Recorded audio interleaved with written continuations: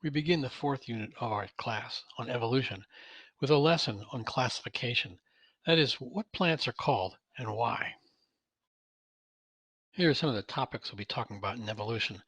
We're going to start with plant names and how that helps us understand the concept of species. We'll move into the definition, understanding of evolution, focus a lot on Charles Darwin, a pretty interesting guy. Uh, and we'll take a look at his theory, his thinking. You can see in the picture that these roots are obviously what we would call a carrot. But the Dutch word for carrot is goulerod. So how do people, especially scientists and gardeners, communicate effectively across language barriers? Well, they use something called a binomial nomenclature for scientific names. It's binomial because there are two names, bi equals two, and nomial is name. The scientific name for carrot is Daucus carota. It's Latin, and it's the same the world over. We use the scientific name to avoid confusion, but recognize that common names are often locally useful, and quite often they're very colorful and descriptive too. They're useful in limited geographical areas and can be confusing, and one plant can be known by several names in different regions. So we stick with the scientific names whenever we can. In this system of binomial nomenclature, we recognize Daucus as the genus name. This is genus name, and Carota as the species name. Plants of the same genus are related, and species within the genus can be different from each other. So how do we know that Brassica oleracea is different than Brassica rapa? Cabbage is different from the turnip. Well, members of a species can successfully mate with each other and produce viable offspring. For example, the cabbage and the turnip are different species, so the pollen from the turnip cannot successfully fertilize an ovule in the cabbage flower. They are different species, although members of the same genus, so they're related, but they're not the same. This is where naming becomes useful. Humans have been naming plants and animals since they first noticed them. After all, Adam was given the job of naming everything in the Garden of Eden. The first systematic method we know of was developed by a guy named Theophrastus about 2,300 years ago. He was a practical guy, and he categorized plants according to their use and appearance. This was useful within an individual culture or geographic region, but not very useful across languages. There have been other naming systems, but the system we use today is relatively recent. Carl von Linn, or Linnaeus in Latin, named thousands of plants and animals using the system of genus and species, the binomial nomenclature system that he developed in the 18th century. Linnaeus classified plants according to their flower type, at least those that had flowers.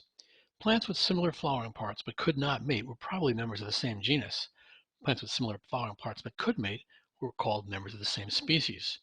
This so-called sexual way of naming plants was kind of a risque system for the day, and church leaders of the day were scandalized. Here's an 18th century reaction to binomial nomenclature.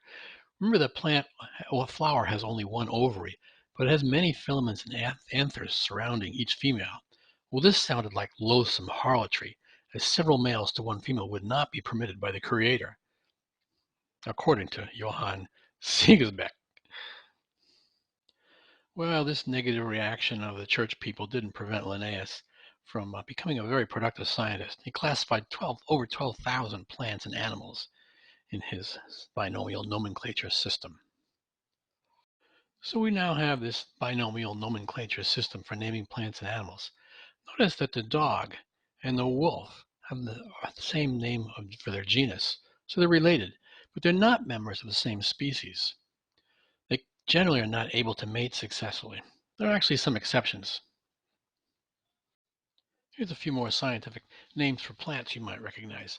Notice that the red maple and the sugar maple are different species, but members of the same genus. They're both Acer.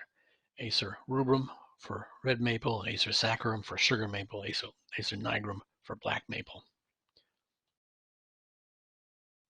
The definition of a species are individuals closely related with a common ancestor perhaps, and ordinarily they can reproduce with each other. The donkey and the horse can actually mate, but the offspring is infertile. It's called a mule.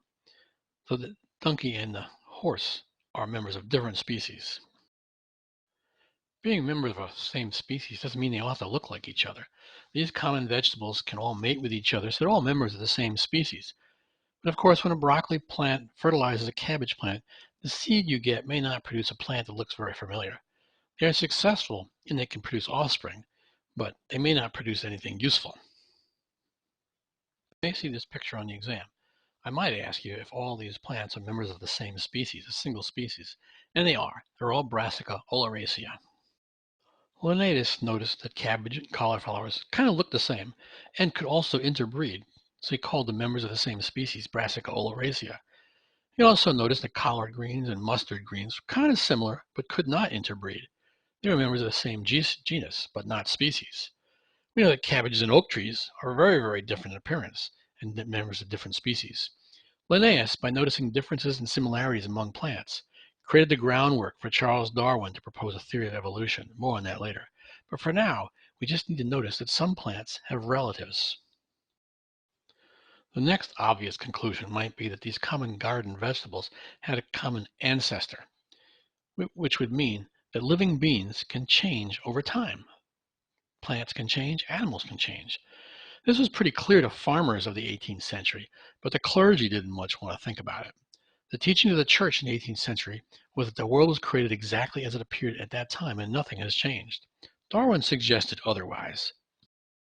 Charles Darwin announced what was obvious to many farmers in his book on the origin of species. He said species were related. He said there's variability within a species and that species could change over time. This was big news to most people at the time and not terribly well received by the clergy. So let's call this ability for a species to change over time evolution and take a closer look at it next.